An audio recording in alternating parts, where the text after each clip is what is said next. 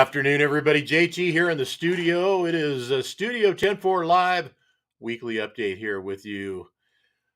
Man, got to catch my breath. Just got done reaming out a florist in Modesto, California, because for whatever reason, this guy can't seem to get his flowers to where they needed to go. It's Miss Julia's birthday today. I'm trying to do my sweetheart a solid here and get her a nice something special and sweet. Anyways, cat's out of the bag now because the guy's got to call her to figure out his job. Anyway, talk about derail a guy right before he's going to go live on a show. How the heck's everybody doing out there, man? Good to have you guys on board. Got a great show planned for you today. First, want to say thanks to our sponsors as always. We have our presenting sponsors in the house, and that's NTA, PDI, and of course for Trucking for Kids, and that's coming up April 28th. And I make sure I get the dates right. It's my show. Should be 29th and 30th. Sorry, 29th and 30th. See what I mean? I keep wanting to throw that Friday in there. I think I want the Friday night too or something. So, Miss Julia. Everybody wish Miss Julia a happy birthday, please. She's 29 today. And she's now in the show and caught all the catch up on what's going on. But yeah, I want to wring this guy's neck, man. I mean, what do? You go online, you try to find somebody that looks like they kind of know what they're doing, and send your lady some flowers, and what the heck. Anyway, so hopefully it'll be a better result there, and she'll get what I got for her, and it'll happen. But yeah, Trucking for Kids, 29th and 30th of April down in Irwindale, California. This is Dan, help me out. Is this the 42nd? Yeah, 42nd annual of this show. It's incredible that here we are, man, for number 42. Been to a few of them myself, Dan, many more than myself, but glad to be going back. Can't wait to have it happen and check it all out. Also want to thank Spectrum Polishes. Spectrum, you might have met Kevin Drinkwater at, I'll talk about that in a minute. At Trucker for Kids this last year, Kevin had a booth there and introduced everybody to his metal finishing and polishing products, all the way up from Canada. He came down to share everything there. And then Old Shed, want to thank them, Old Shed Productions. If you're looking for a really unique kind of gift, something that you can't obviously find anywhere else on a shelf, that if it's art, it's photography, it's many different things. Take a look at it. Go to oldshedproductions.com. You'll see what I'm talking about. From old barns and landscapes and trucks and different things. They do their spin and use their eye on it, what it looks like. It's not like anything you've ever seen. So go out and check them out. Good friends of ours. And then, of course, pre-register. Get yourself pre-registered for Trucking for Kids. Go to the website. It's right down there. Trucking for Kids. Got it right today.org. Get registered, pre-registered. Bonus buckets, they're back. And this year, we got a lid. So you got a complete bucket. Even if you use all the products in there and you want to, use your bucket for your stash. I mean, the stuff's legal now, so you know what I'm talking about. You get that much in there, you can put it in your bucket. Keep it legal, keep it safe. And whatever else you want to throw in there too. So the bonus buckets are back. Hundreds of dollars in value in the bonus bucket. I think pretty much everybody that donated and put products in there last year is doing the same thing, and we'll have some more on top of that as well. What else do we want to talk about? Oh, Colby Kaliva, the man. Check this guy out. So he sent me the sticker, right? Sick Rig sticker. Got me a window decal. Got to put that up somewhere. I got to find somebody. Can you guys see? There you go. Sick Rigs. You guys can see that. That's a window sticker. The hat, right? Got to be right there. Sick Rigs hat, cool hat. But check this out. This is where he got really generous. I got me a Sick Rigs hoodie. There it is. There's the back of it. Pretty cool. That one of a kind shine. And then there's the front. Bada bing. Colby, thank you, buddy. Appreciate you. And your family is awesome. Love all you guys.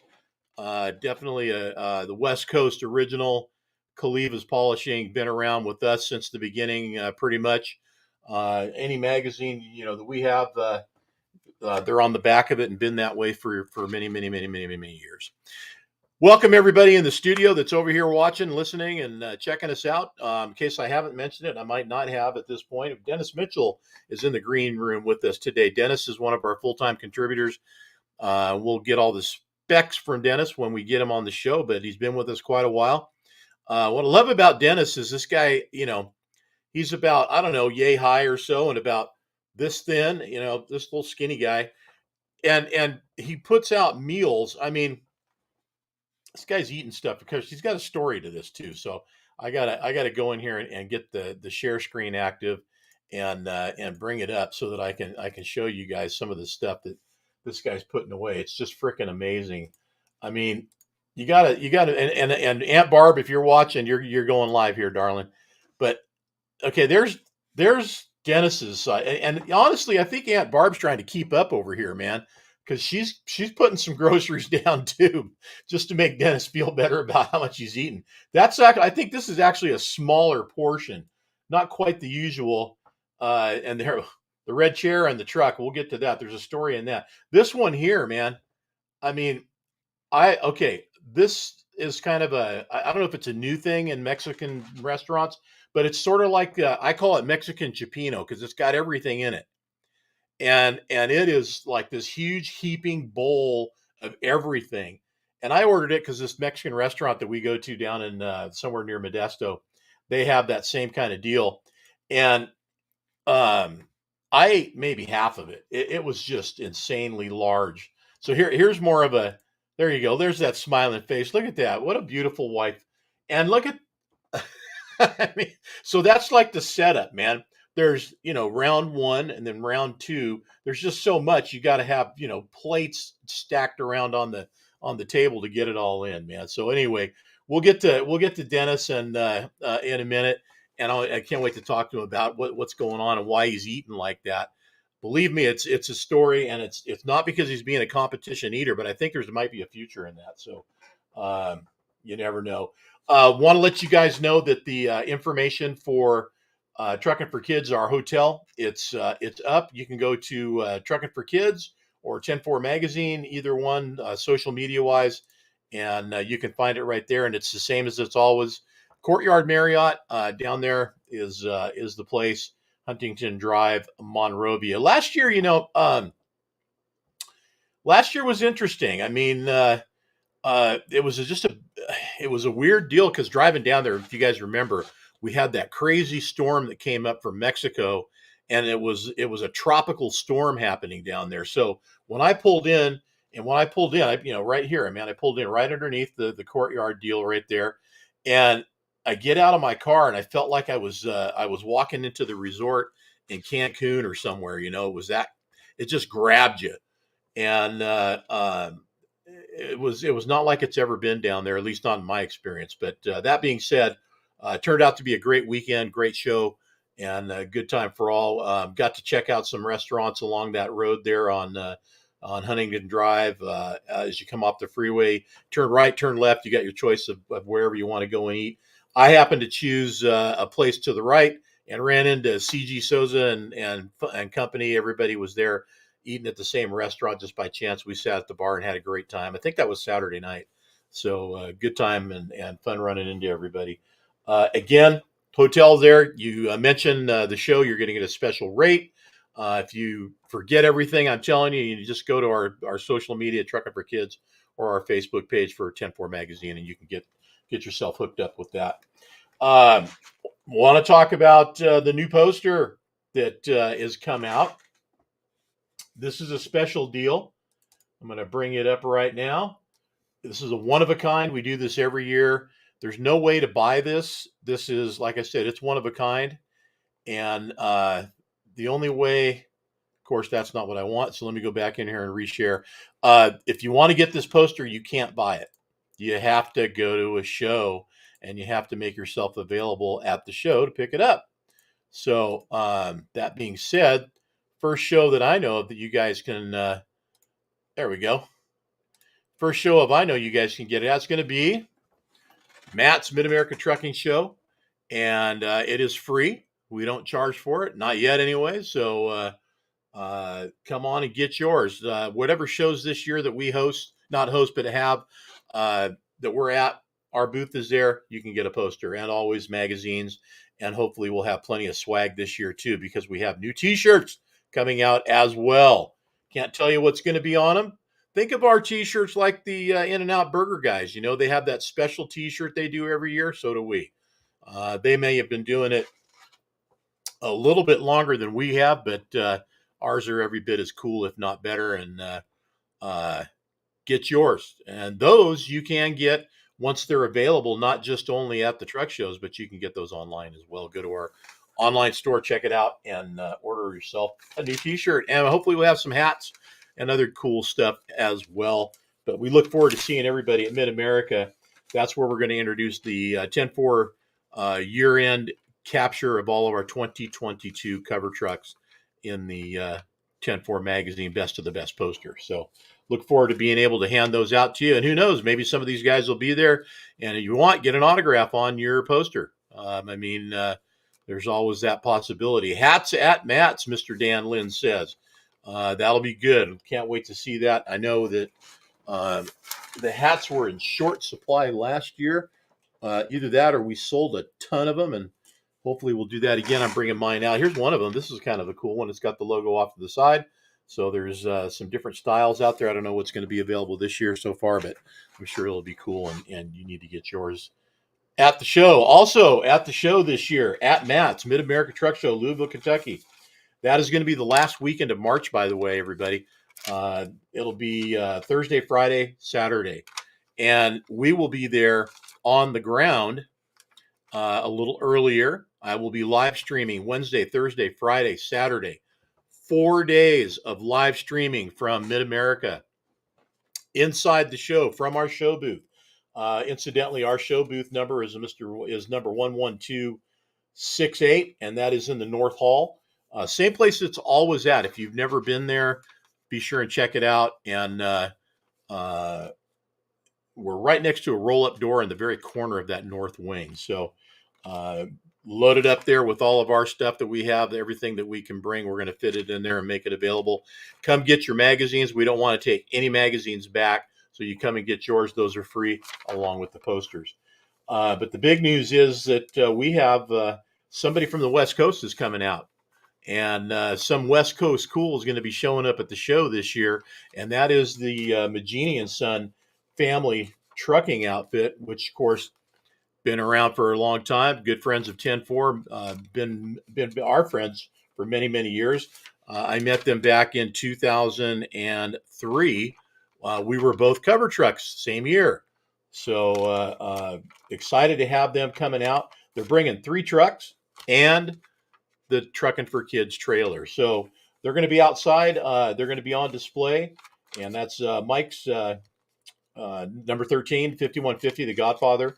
And my understanding is they have a new heavy haul truck that's going to be brought out there as well. So can't wait to see that. That's going to be something that I think is going to stir some people up a little bit. You know, I mean, listen, guys, you know, everybody that shows every year at Matt's, they're doing an outstanding job, some incredible builds, but I can't wait to see them shake it up a little bit. Hey, also, before I forget, we all, right now, everybody needs to wish Jean Asuji a happy birthday as well.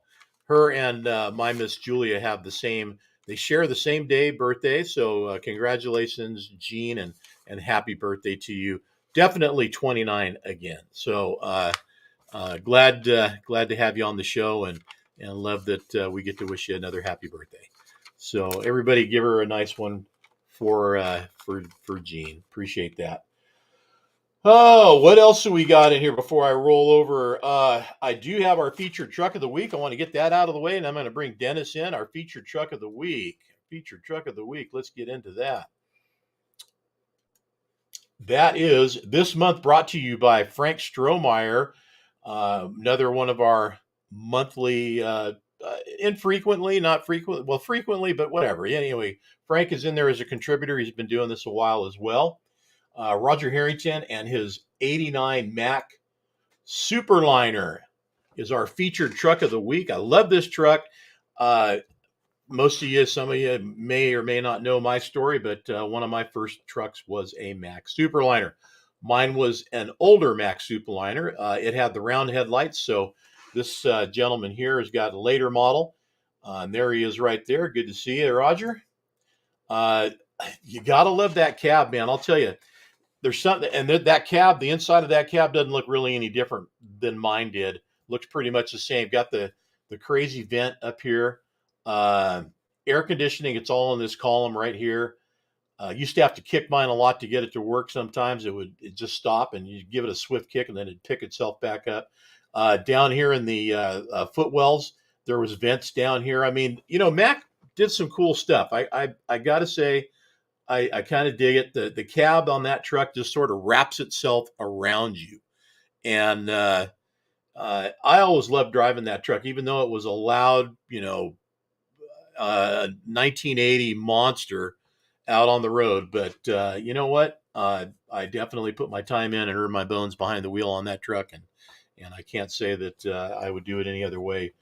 Twice by 55, sometimes on the air conditioning. Got the hand cranks on the windows, and that's great because if the air conditioning quits, you got to have it going on.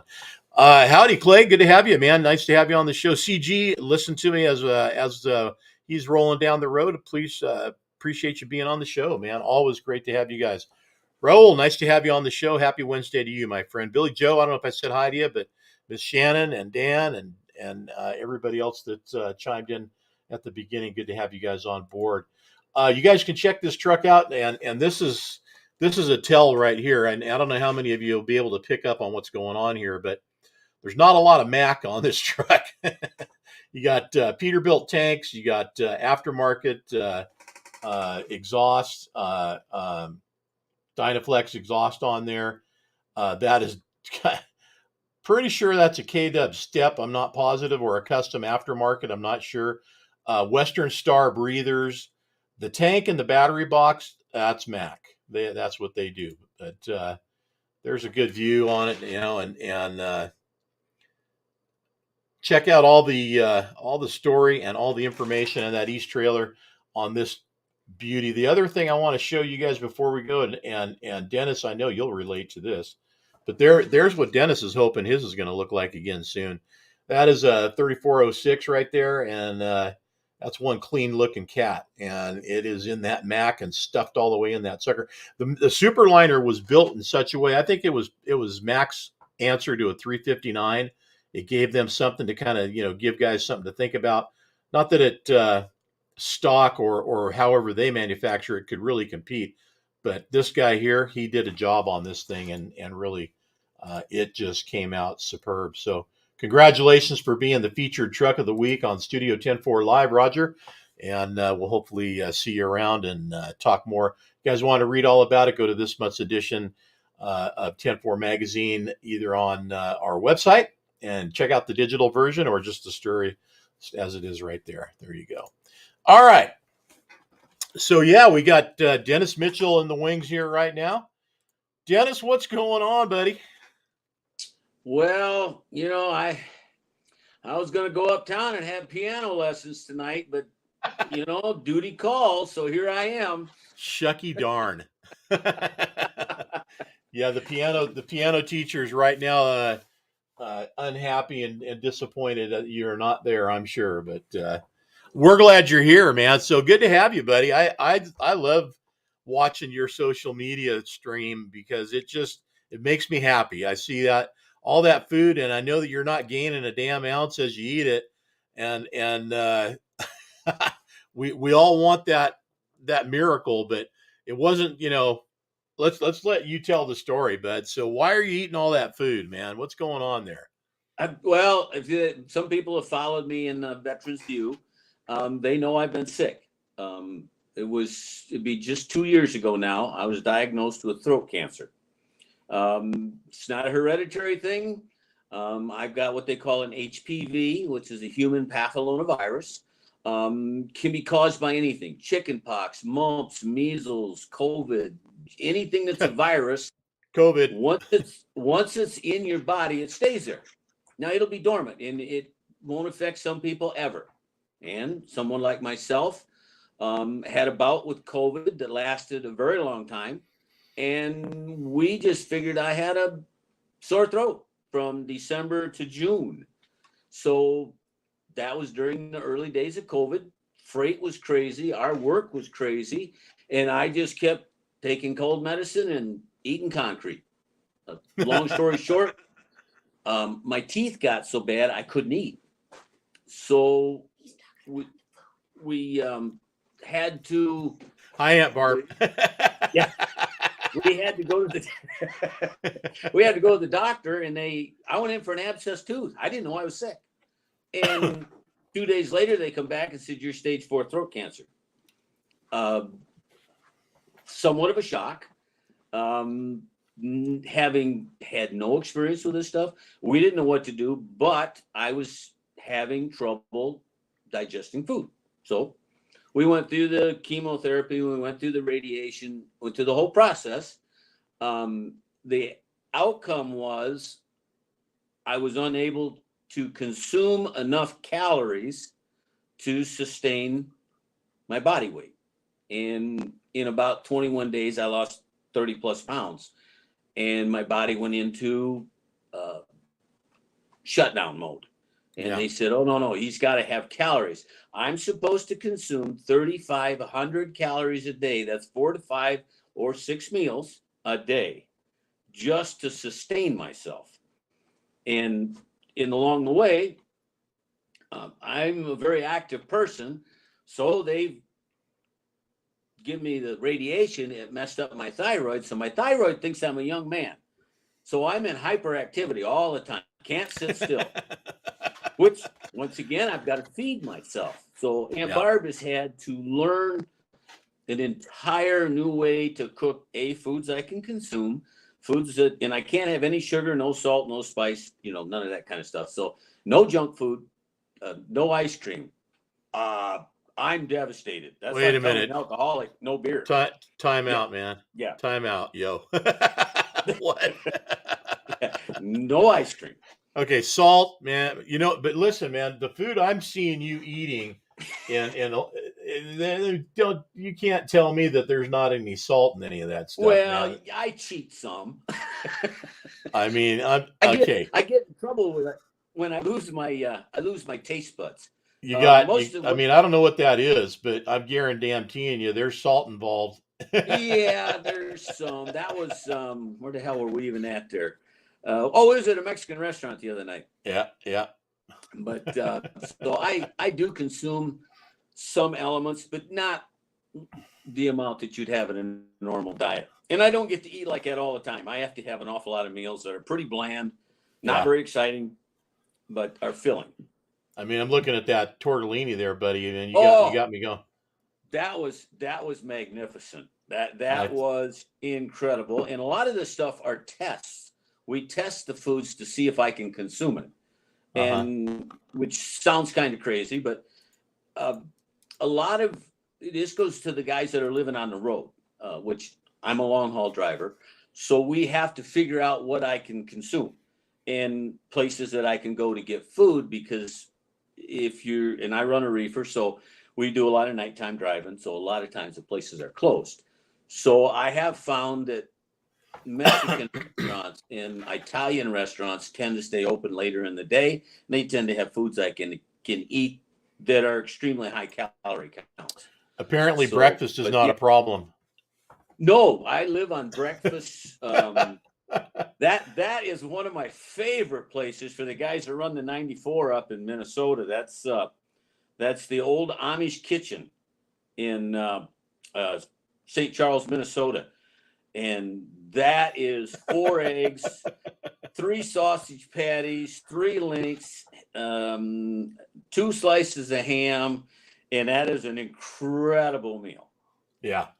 Usually there's no leftovers. I'll tell you what, man, you might be okay. Like, you're cancer free now, all that's going on, damn it. But the sodium, dude, it's going to wipe you out. Oh, well, the sugar too. What they don't show you is I have to consume a protein drink because when you go through this, they do a lot of damage to your body. And I refuse to be sick. I'm not going to be sick. I'm not going to act sick, and I'm not going to live sick. I'm going to live my best days. And that's how we run around here. We we get up every day and we just charge forward. Good deal. Good deal. Well, in all of what we've covered so far, it's a good thing you can do that because you got to keep up with your metabolism right now and keep that going. But the latest thing that you got dealt this crap, so here we are. You're torn Yeah, that down and you're putting her back together, right? we are. I tend to run a purpose-built motor, so I haven't had a lot of success going into a dealership and getting a motor built. They just, cookie cutter engines, put them together, and out the door they go. You spend a lot of money. Sometimes they work, sometimes they don't. Getting them serviced afterwards has been difficult. So I advocate to anybody that owns a truck to learn as much about it as they can, be as knowledgeable about the inner workings of it. And you can't know everything, but you can know the people that do know that, and making a point to have those discussions, collect the information that's usable, and some of it will be of no use to you, so just discard that. But find people that, in my rule of thumb is, if they don't own a truck or operate a truck, they're probably a salesman. So, pick the guy that actually has spent his own hard-earned money to make whatever the product is go. And then if you have something that's a reoccurring problem, source the cause of the problem rather than just changing parts. Yeah. And that's an ongoing event around here. I run an older truck, so we break everything. Over the course of time, every piece of that truck has to be replaced. And I do most of the wrench work. I don't build my own motors. I've got John Wayne's building my motor for me.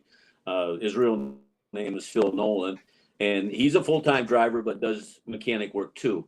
So we work with Diesel Freak. I work with Preston Johnson out of Yakima, Washington, a couple of the Canadian guys that are doing these racing pulling trucks. Each of them has input, and we search out the right pieces to put together something that will be economical, will be a long duration, can withstand the abuses that we give them. That truck is licensed for 172,000 gross. So when we hook onto a set of Michigan grain trains, we stress that motor. It's every traffic light is like climbing a 6% grade with an 80,000 pound load. Yeah. So this is a case where I've had difficulty with some of the cat factory pieces. So we're gonna use a new head this time, and I went with an aftermarket American premium head with a stage 4 with fire rings in it, simply because I'm having difficulty, and most guys that own cats do, holding head gaskets. So you lose a $200 head gasket, but you take out a $6,000 head and you drop a couple of $1,500 injectors. Suddenly that cheap fix become very expensive. Well, I think I sense a story here that can probably be one of your articles in an upcoming issue, I'm sure, and I can't wait to read it. But I think what I like about this is that for the guys that are out there listening to us right now, you guys are getting an insight to what a guy owner operator is going through right now, building his engine, getting his truck back in shape, and getting it back out on the road. But obviously, what happened to get it there in the first place. Hard work. It just happens. Things break and you end up in these positions, unfortunately. But it's part of the deal. So I want to kind of get into the business side of this, man. Okay. So, you're trucking along, everything's cool, and boom, it breaks. I mean, all of a sudden you got the magic, checkbook, or, I mean, your business plan has, how do you budget for this? I mean, we're talking Right. probably what, $30,000, $40,000 build on this engine. Are we in that realm? You could be north of that. Now remember, I just told you earlier, I pull a lot of wrenches. Yeah. So, and I do my own homework. This is something that many, many, many people delegate. Well, it doesn't do you any good. When you purchase a part from a customer, you need that relationship. You may need service, you may need warranty, but you need to make certain they understand what you're going to use the part for. I mean, I've got a 6NZ Cat, probably the most desirable engine out there. That's the one.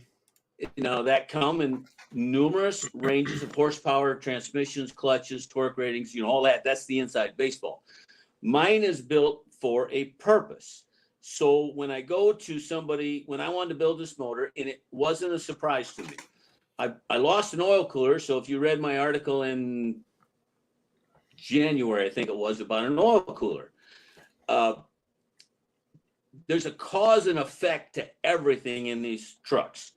And I lost an oil cooler, which wasn't that old, and I couldn't find the cause of the loss. So we just kind of chucked it up to, it was a part that didn't hold up.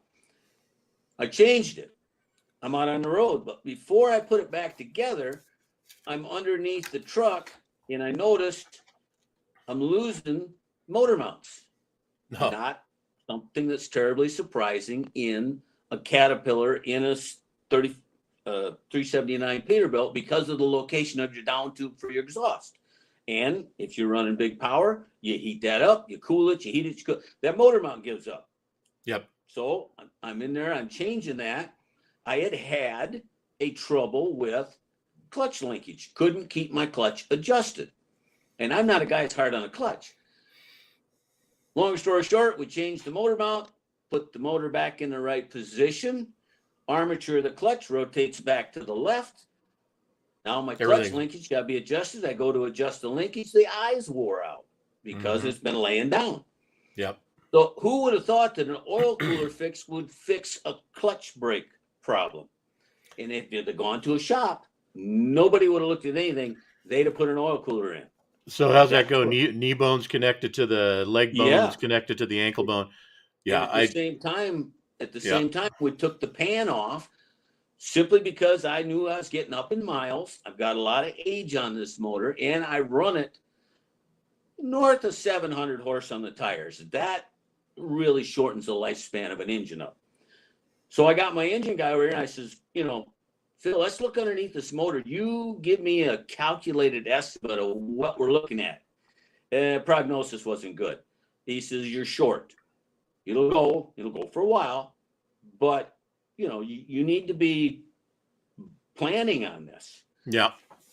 Long story short, we put it all back together. I unloaded to Seattle here 10 days ago. Middle of stop and go, South Dakota. I start to smell antifreeze. I lose my heater core, and I know what the problem is. Yep. Fortunately, I had South Dakota State Patrol was following me. As soon as I pulled over with the hood up, he pulls in behind me, and you got a problem? Yes, sir. I think I'm dead in the water. And he loads me up, takes me to the truck stop. We get antifreeze, we get water, we get clamps to close stuff off. We come back. He holds the flashlight in the 20-mile-an-hour wind at 0 degrees outside. Make a roadside repair, drive it to the fuel stop. He goes on his way. And it's like, you got to have that rapport with not only the people we work with, but law enforcement, dispatch. We had to locate where I was exactly so I could get another truck en route. These are all the behind the scene things that happen when you do break down. Yeah. Oftentimes the driver just calls dispatch and says, truck won't run. Well, somebody has to figure out first, are you under a load? Where does the load go? How can we salvage the load? In my case, it's a reefer, so make sure that if it gets left someplace, it's got fuel in it. Mm-hmm. All these are the mechanisms that take place. Now, when you're an owner-operator, we run our own authority, we run our own freight. There isn't anybody to rely on. So we get the phone call. And I'm lucky. I've got a core group of people. Brian Holmberg has been my saving grace so darn many times lately. And, he was a guy that was on a load from Virginia to Anchorage, Alaska. Drops his load, pulls my West Coast load, drops my trailer. My trailer sits in Minnesota now. And then takes his load to Anchorage. I limped the truck back home, got out of a wrecker bill. So sometimes you got to have that gamble. Okay, do I push this to the actual point of failure, or do I catch it in time I can limp it home? Yeah. And that's ignorable. That's something we all, in the course of time, had to figure out. Yeah, I lived at home. Time I got home, we'd had numerous people on the phone. I had a couple different options. One was to purpose build an engine. One was to custom build an engine, throw a platinum kit in and just get it rolling again. I'm going to build me one last truck. So this is the first stage of a build. Mechanical is always the most expensive part of a build. You go through the engine, clutch, transmission, rear end housings. If you're going to do a frame or a frame stretch, then you get into sheet metal, then you get into paint work, then you get into interiors. And it's kind of in that process. So I'm kind of an old guy. I don't know how many years I got left, but by golly, I'm going to have what I want, and I'm going to build what I want because I can't buy it. So this is one I'm kind of anxious. We fully balanced the inner components of this engine. I've never done that before, so I'm curious to see if that makes much difference. I'm going to tell you it does, and it goes right back to the philosophy of what you discovered when you had another component completely not related to your clutch that failed, and once you got it straightened out, motor mount and such, everything fell back into place. Well, a balanced motor is going to run a lot more efficient, and it's going to run a lot longer because everything is built to run together smoother, better, longer. So yeah. Well, there's a lot of the pricing of some of this. I've been somewhat shocked at the variations in pricing of the same items, depending on where you get it from. And I'm not an advocate of buying off the internet. Once again, I go to 10-4 magazine. Look at the advertisements. It doesn't matter what, these people advertise for a reason. They got a product to sell and they got a relationship with us. So, I've used a number of those people in the product. The other thing is trade magazines. I'm the Michigan Truck Trader. I don't care what you want. I picked the phone up yesterday morning. I needed a clutch resurfaced. I needed a flywheel resurfaced. And a lot of guys kid me because I have a lot of parts here. They got a flower delivery guy in there. I did that at one time. I need one in Modesto, California. We might know some people. We'll call them. But I made a phone call yesterday morning in the machine shop. Is not a truck shop,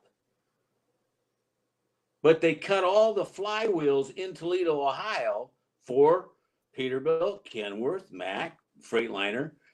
So why do I want to go to Peterbilt and get a $200 upcharge? Simply pick up the phone. I call a young man by the name of Cody down there. He says, you walk it in. He says, 30 minutes later, you can walk it back out again. $80.17. I'm down the road with a resurfaced flywheel, and I did it while I was out picking up other parts. And this is where a lot of these guys want to know, how do you keep an old truck going? It doesn't matter if you got a 2023 truck or if you got a 2000 or if you got I've got one out here, it's a 1974. The same philosophy, if you will, applies to all elements of it. Sure. Do your homework. Know who you're doing business with. Know what you need. I do use the internet for a guide of what something should cost, so I know if I'm getting hosed. Yeah. And sometimes that's what you're doing. You're just simply getting taken advantage of. Yeah. Well, the internet gives you a place where you can pull up a lot of reference and a lot of knowledge, and then you can make a better decision about what you're doing. So good luck with the engine. Obviously, you want that to work out. When's the expectation to get this thing back together? I just picked my injectors up today, which was a story in itself. Most guys throw away perfectly good injectors. My turbo shop is turbo and diesel injection. So I called him up there today and I says, hey, you guys still test? Because I used to send my B model injectors up there and have them pressure test. He says, yeah. I said, what's the cost? He said, I don't know, $45 an injector, something like that. He said, we'll send them up. They'll clean them, re-ring them, pressure check them, check your springs, and send them back. Takes a day or two. I said, you're kidding. He said, no, why? So how soon can I get him in? He says, as soon as you get him here, we got a truck going to Detroit. And away they went, and they come back, and nothing wrong with them. The guy says, I don't know why we tested them. He says, these are as good as a new set. So rather than spending anywhere from $800 to $1,100 per injector, I got about $48 per injector, and I have a set of injectors I'm already familiar with, so I'm not getting somebody else's discard. Yep. And that is, anybody, and it doesn't matter whether you're a first time owner operator, if you've been at this 40 years. I had a banker once tell me that he'd give me all the money I needed for tools if I learned to use them. The most valuable tool in every toolbox is knowledge. Absolutely. Yeah. You know what? You can have a lot of tools, and I myself do. Unfortunately, unfortunately, however you look at it, I don't use them that much anymore because it's just not something I need to do. Like you, I'm not rolling 18 down the road every day and running east and west, north and south. I sit. Here's my world, man. I'm pretty much here doing this here, and when I'm at Rogue Truck Body, I'm on the desk and selling people what they need to get them down the road. But I will look forward to seeing this when she's back together.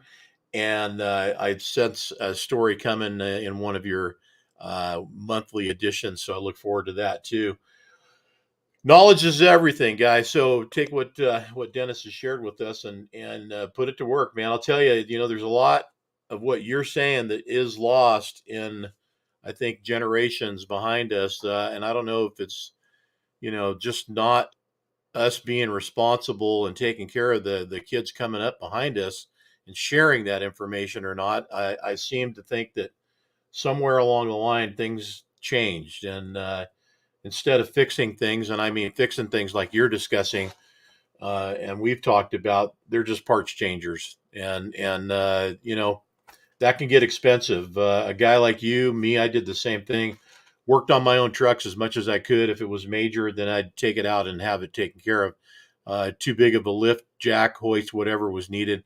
But I mean, I did an engine exchange using my Bobcat before on a truck, and pulled the engine out, put the new one in, and it was pretty wild because that engine was heavy enough to where it put that cat up on two wheels, and we got it in there and taken care of. But there's an advantage being like we are versus some of these fellas that they have to go to the shop. They don't have a choice. Or if they're out on the road and they don't get to limp home like you did, then they're stuck wherever they land, and then they're really at the mercy of whatever's going on there where they're at. So all I can say is be careful. Try to find some resources around you that are willing to be friendly and helpful, and not bend you over a barrel, take advantage of you. So There's one thing, JT, that I try to advise a lot of operators. None of us are an island unto ourselves. If you have a core group of people you trust, and they can be any age group, they don't even have to be in trucking. They just have to be somebody you trust. When you get in a bind, like I got into out in the Dakotas, it's just as easy to make a bad decision as it is to make a good decision. And when you have somebody who's not there, they're not under the stress, they're not distressed, they can oftentimes help you make a much better decision. And I've been fortunate to have a group of those people. And I advise everybody, no matter what your walk of life, have those people around you, whether you're fighting cancer, whether you're fighting a down motor, whether you got financial troubles and fuel's too high. If you've got an outside source, and they can oftentimes shave those rough edges, and it's easier to roll your stone uphill. Yeah, absolutely.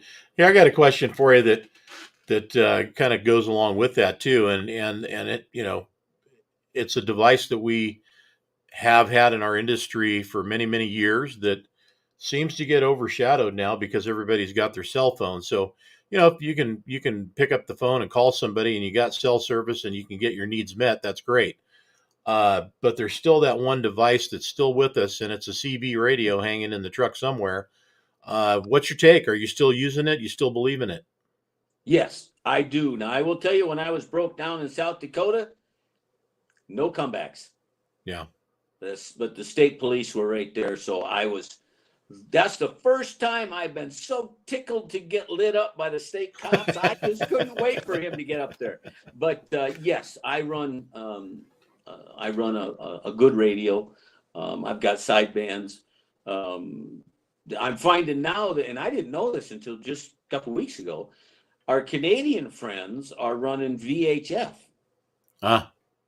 because of the distance they have to shoot their signals across. Sure. So, but yes, I'm an avid, I'm always listening. And I'm a guy that monitors that traffic out there. So we're seeing some horrendous wrecks, just inexcusable. Down in Texas last week, that is beyond comprehension of stupid. Had they had radios, had they been listening, had somebody been talking, boy, we could have saved so much machinery, human life. But yeah, I think we need to get back to some of that. And the nice part about the old days of the radio was the camaraderie we had. Right. You could run with somebody, and find out that you actually know their brother-in-law's best friend. You know, it was or something. Yeah. How small the world really was when we were talking to one another. And well, you know, I don't think we had the number of guys falling asleep at the wheel. You know, I don't know about you, but I can tell you that I went down the road a lot of times bouncing my head off the steering wheel and you know, my ears froze to the glass in the window. But, you know, somebody yell at you, you know, hey, so-and-so, you all right up there? The next thing you know, you're 5 minutes into a conversation. You're good for 50 miles. Today, hey, man, nothing like a shot of adrenaline from when you bounce off the wheel and wake up all of a sudden, man, now you're good to go. Well, if you read my Christmas article, those stories were all true. Yeah. Those actually happened to me. Yeah. And, you know, I got an old cab over out here that's got great big dent right below the driver's window where I was hitting the median, the snow markers in the median, thinking that I'm playing baseball at a World Series. You know, you get some crazy ideas getting your head in the middle of the night. It was the 1970s, okay? Yeah. But, well, I have to agree with you on the CB, and I wish everybody would get back to using it. Look, truckers had the original network out there in the world with that CB radio, man. There's a network out there ready to be accessed if people would participate in it, use it, and save one another the trouble of, you know, having things like happened last week. Now, I don't know what happened to Texas. Was it fog? Did they have a pile up? Just an ice storm, and they just kept driving into it. Yeah, it was like, there you go. Yeah. So same kind of thing, you know, ice, snow, fog, whatever, visibility is not there. Guys get on the radio. If everybody's paying attention, that's the quickest way to alert everybody. Hey, don't go any further. Stay where you're at. Don't come down this way, and save everybody a bunch of trouble. And I tell you, four-wheelers see all the trucks pulling off the side of the road. Some of them are going to be smart enough to catch on and know something's going on up there. Not everybody, but some of them will. And the ones that just keep on going, well, hopefully they can catch up and realize that there is something bad happening up there. So where are you at right now, by the way? You at a VFW, or you at home, or where are you at? I'm in the Veterans Corner. This is my little piece of paradise. You can see I'm a Marine. And, yes, sir. This is where I write most of my articles. This is where I do my thinking. And I'm sitting at our kitchen table, which is a huge workspace.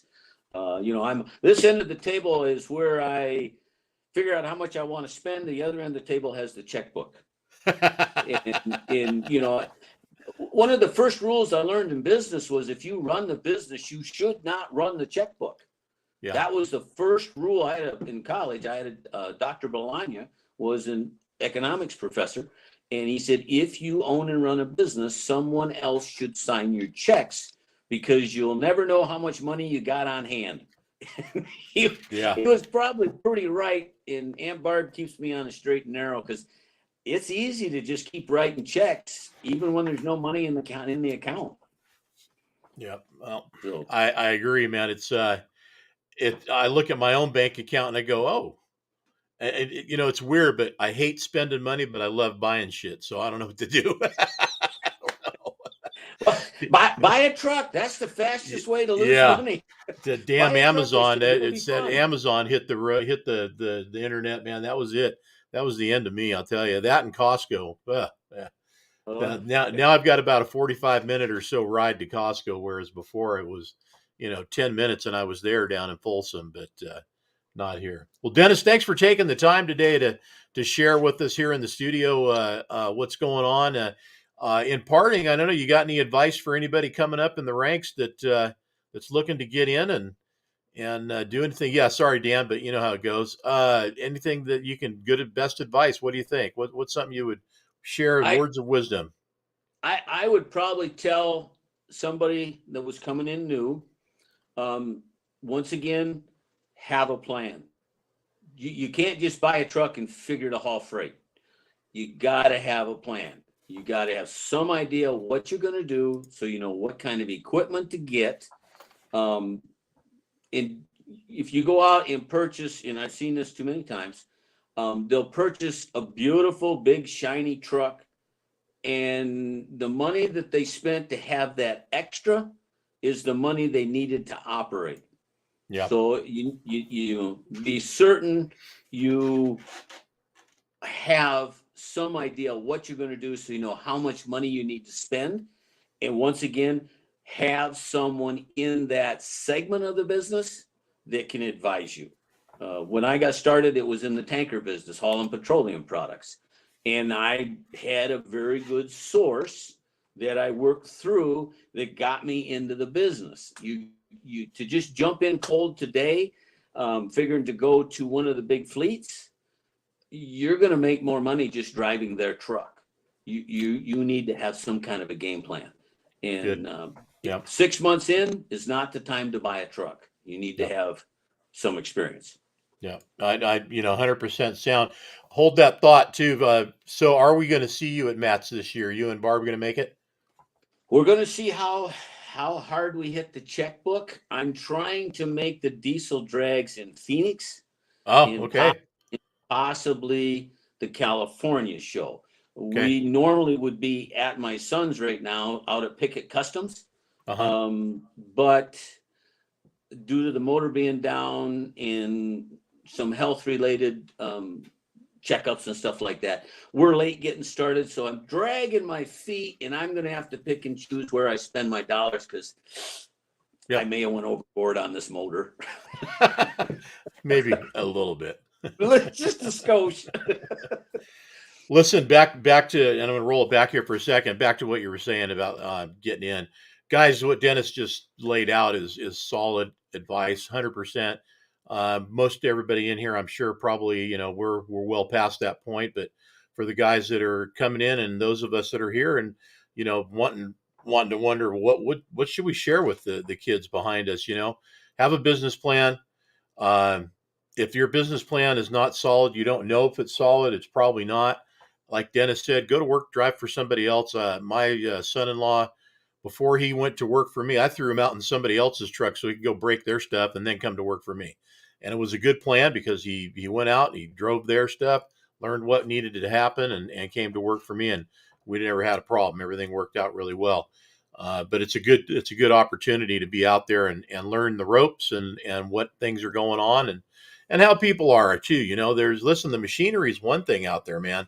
You got a whole network of folks that are drivers. You got to learn how to, you know, take the good and the bad that come in with that because there is both, and you got to be able to be smart and make good decisions. So Dennis, thanks again for showing up and being out here with us today. Appreciate it. Look forward to seeing your next article come up in the 10-4 magazine. And Aunt Barb, of course, good to see her or hear her back there in the background a couple of times. But always look forward to your posts on social. I appreciate that. Me and the traveling lawn chair, we got places to go, things to see, and people to do. That's right, man. That's right. I had a picture of that up here earlier. So y'all check that out there on 10-4 magazine. Look for Dennis's edition in the monthly 10-4 magazine, whether it's in print or digital, either way. and check it out. We'll probably just this month here, we'll get that out and share it in our social as well. So take care, Dennis. We'll talk to you soon. Thanks, John. All right. Dennis Mitchell there, folks. Great to have him on the show, and I can take these things off. But it's there's some quality people involved in 10-4 magazine. And oh, hey, wait a minute, this just in. Time out. Here we go.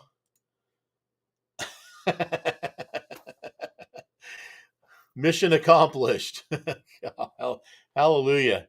Now I won't have to blow a blood vessel or go to wring that guy's neck somewhere down there, wherever he's at in Modesto. So I hope you like them, sweetheart. They're your favorite. So if they're not, it's that guy's fault. I told him to get you what I told him to get you. So hopefully it's the right ones. Anyway, we've got some great writers and contributors all throughout the magazine that work with us here at 10-4. Appreciate all of them. Thanks, guys, for definitely doing what you do out there. You make us all look good.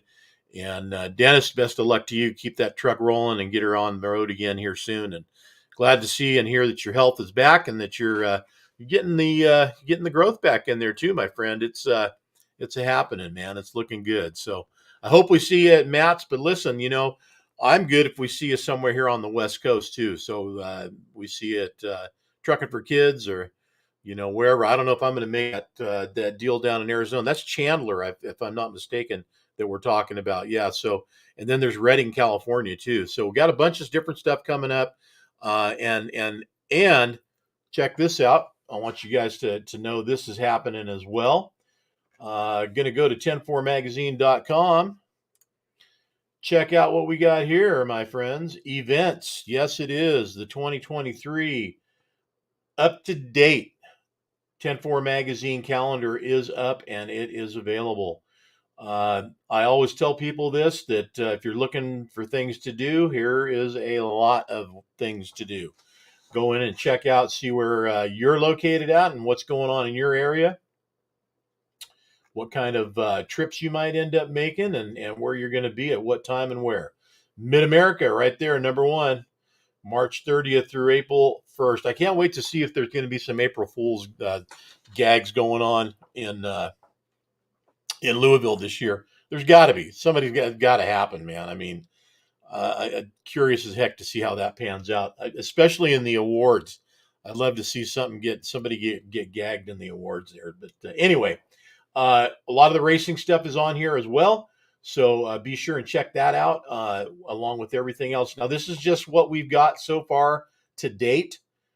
This certainly does not mean this is all there is. And it certainly doesn't mean that there's any guarantee that all of these are going to happen or there won't be changes. So check them out.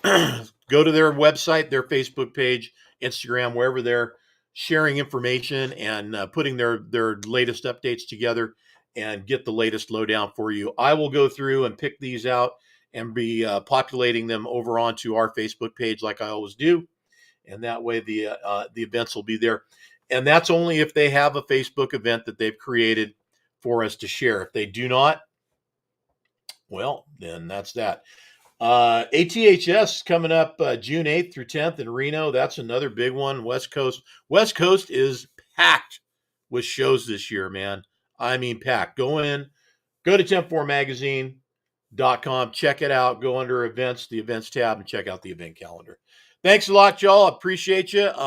Yeah, Victor. Poor Volvo, man. They just never get any love. This guy's just body slammed the Volvo. And I know that's a response to my gag for April 1st. You know what, man? I'll tell you.